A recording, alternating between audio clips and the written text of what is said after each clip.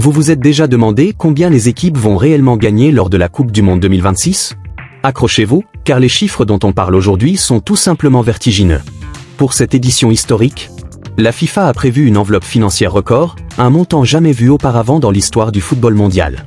Mais alors, comment cet argent sera-t-il réparti de la phase de groupe jusqu'à la grande finale?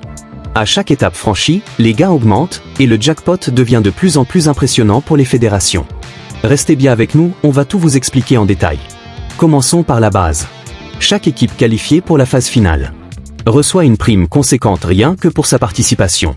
Cette somme permet de couvrir la préparation, les déplacements et toute la logistique.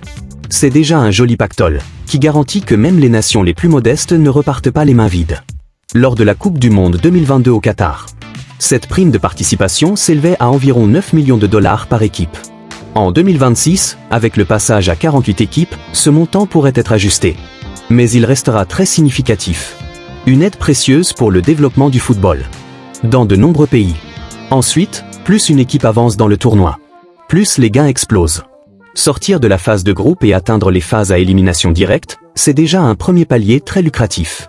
En 2022, les équipes arrivées en huitième de finale avaient encaissé environ 13 millions de dollars.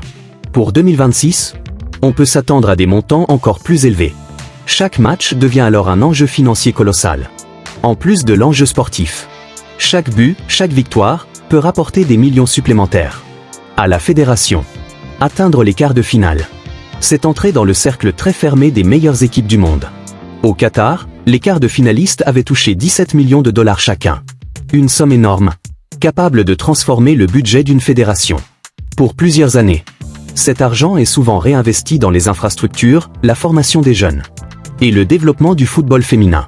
La performance d'une sélection nationale a donc un impact durable sur tout un pays.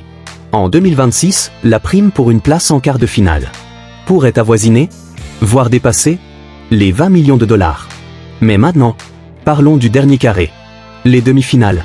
C'est là que les chiffres deviennent réellement impressionnants. En 2022, le Maroc, auteur d'un parcours historique, avait empoché 25 millions de dollars. La Croatie, troisième, avait touché 27 millions de dollars. Des récompenses exceptionnelles pour des exploits mémorables qui permettent de financer des projets de grande envergure. En 2026, ces montants devraient encore augmenter, récompensant à leur juste valeur les équipes arrivées à ce stade. Et enfin, le Graal absolu, la grande finale. Même le finaliste malheureux ne repart pas bredouille, loin de là.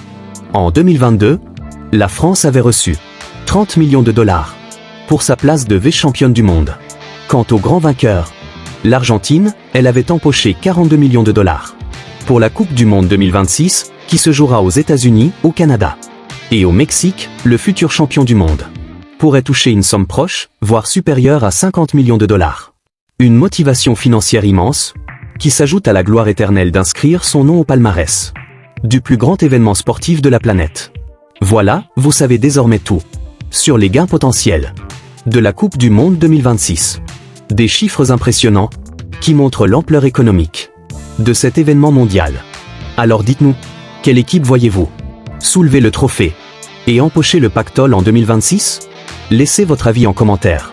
Si cette vidéo vous a plu, n'oubliez pas de liker, de partager et surtout de vous abonner à la chaîne pour ne rien manquer de nos prochaines analyses. Merci de nous avoir suivis et à très bientôt pour une nouvelle vidéo.